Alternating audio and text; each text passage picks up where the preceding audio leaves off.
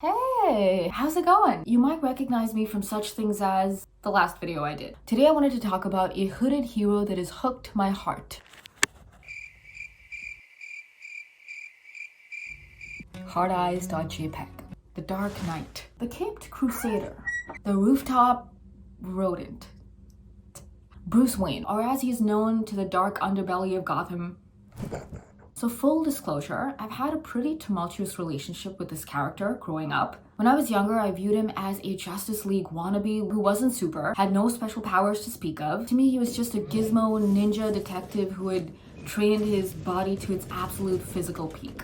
No biggie. My naive prepubescent self idolized the Superman and the Wonder Woman of the world because they so perfectly checked that stereotypical superhero box in my brain. To be young and stupid. Well, as it turns out, when I grew up, I finally came to my senses. I realized that Batman's vulnerability, coupled with his ironclad moral rectitude in the face of immense personal trauma, made him the greatest superhero of all. It kind of draws parallels to the whole SpongeBob Squidward thing, where when we were young, we idolized SpongeBob for his free and easy nature, but as we grew older, we found ourselves subscribing to Squidward's brand of nihilism. Too bad that didn't kill me. So anyway, back to Batman. He is a truly fascinating case study. Today, I wanted to share 5 life philosophies that I've gleaned personally from the cave-dwelling kahuna. Let's get into it. So this is a tale as old as time. You know, the one where you leave the opera house early and your parents get popped in an alleyway and you're left standing in a pool of their blood. Something about bats and a butler, and fast forward 20-something years later, you've turned your scars into Swoleness.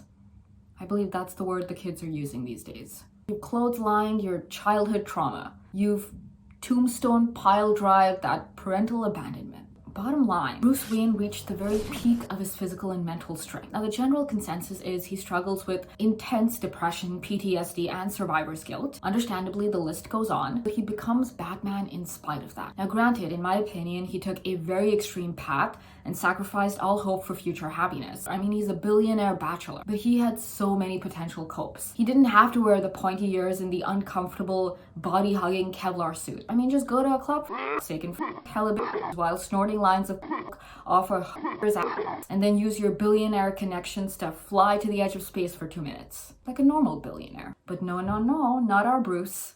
With that said, Batman isn't just a superhero.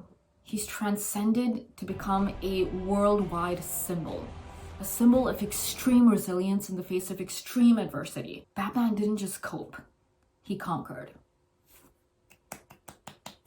Now, if there's one thing we know and love about our winged vigilante, it's that he has an obsessive compulsion for his personal set of rules. I mean, Batman is nothing without his personal credo. In fact, this whole mythology that surrounds him, you know, the brooding bat that is sworn to protect the innocents from the diseased, plague-ridden pathogens of Gotham City, this whole shtick is founded on a bedrock of his rules. Now, throughout his story, it becomes pretty evident that this carefully formulated credo is what keeps him hinged to sanity and maybe even reality. Now, at times we've seen that his credo completely flies in the face of traditional law enforcement, the Commissioner Gordons of the world, but nonetheless, he never diverges from traditional justice too much to where he becomes the monsters he fights, which, given his backstory, would be a very understandable plight. So yes, getting back to his basic rules, he never takes a life. He always, and I mean always, has a contingency plan, even for the other Justice League members. And even though he has a general pessimism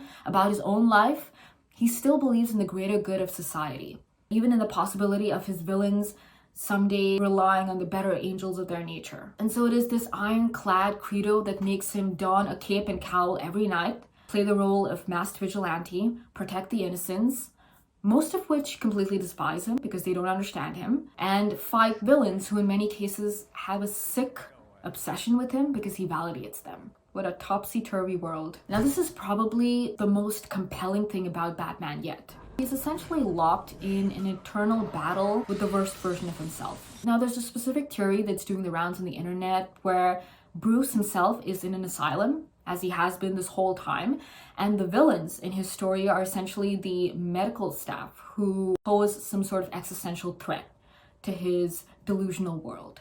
So anyway, getting back to the worst version of himself, in this story, it's personified in the Joker.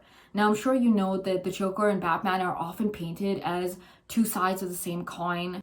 Jekyll and Hyde, yin and yang. One without the other is like an ocean without water. Did that rhyme?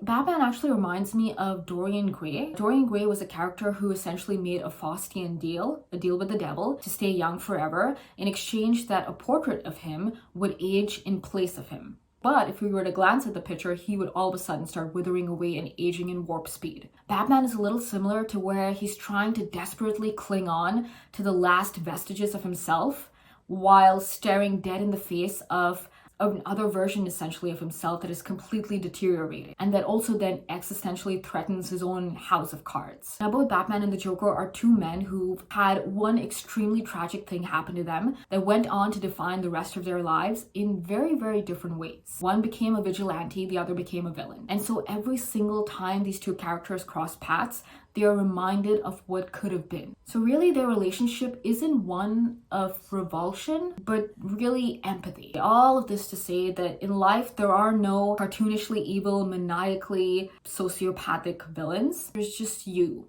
versus the worst version of yourself. You are the monster under your bed. And so with Batman, he's constantly locked in this tenuous battle of resisting this listless, hedonistic, chaos-driven, purposeless, manic person constantly haunting him from the shadows. Alrighty, we're at number 4. And now, as we've seen, the story of Batman is backed by great tragedy. But perhaps an even more tragic story is that of Harvey Dent, alias Two-Face, the man who went from being the salt of the earth to the scum of the earth. Harvey was Gotham's district attorney, and he was seen as the White Knight of Gotham, perfectly antithetical to Batman's grimy midnight heroics, disgustingly beloved by the fair folk of Gotham. So Harvey played by the book, kept his nose clean, and brought criminal scum to justice. He had moral guardrails very similar to Batman. So much so that even Batman said to Harvey, The Joker chose me because you were the best of us. He wanted to prove that even someone as good as you could fall. Now, as we all know, Harvey Dent's story is riddled with grief, and he comes to embrace his alter ego in Two-Face. He loses sight of his moral compass, caves to the inner rot of Gotham City and within himself, and becomes so spurned by the volatility of his life that he resorts to making each decision with a coin flip. Now, Batman, of course, watches this moral decadence from the bleachers. He watches the one man whom he admired in Gotham, Harvey, completely wither away. Batman literally cannot catch a break. But this kind of sort of silver lining is that Harvey's decadence is a further testament to Batman's unflailing virtue. Batman's tarnished idol further galvanizes his quest to protect the soul of Gotham, and most importantly, his own. Alrighty kids, buckle up, we're at the tail end of this video. Now this is something that we can all immediately relate to. In life, Bruce Wayne is the living, breathing definition of a pariah, in-betweener, an outcast. He's not like the other rich people, because he couldn't care less about their parties and their posing and their schmoozing and their insider trading. He's not really part of the superhero club either, because he's just a mere mortal, frequently snubbed and underestimated by the other members of the Justice League. He's not really the eligible bachelor that Gotham's elite paint him out to be, because he's married to his cape. He will never be waifu. Hello, handsome. To even those who know his secret, Alfred, Dick, Damian, he's an outsider because they don't quite understand his motivations as Batman. For example, Alfred, although the unwavering support beam, also simultaneously tries to coerce Bruce to settle down and have a happy life. Dick and Damian, both his protégés, are much younger, way more impulsive, and have no idea why he refuses to kill his foes. In fact, they're constantly at loggerheads with him on this point. But as misunderstood and isolated as he is with his belief system, Batman still stays the course. His isolation becomes companionable. Batman becomes the real man, and Bruce becomes the alter ego. He doesn't just stay the course, he becomes it. Playing blindfolded 8D chess while the rest of us pedestrians are playing Candy Crush. Alrighty, and that's it. Bye!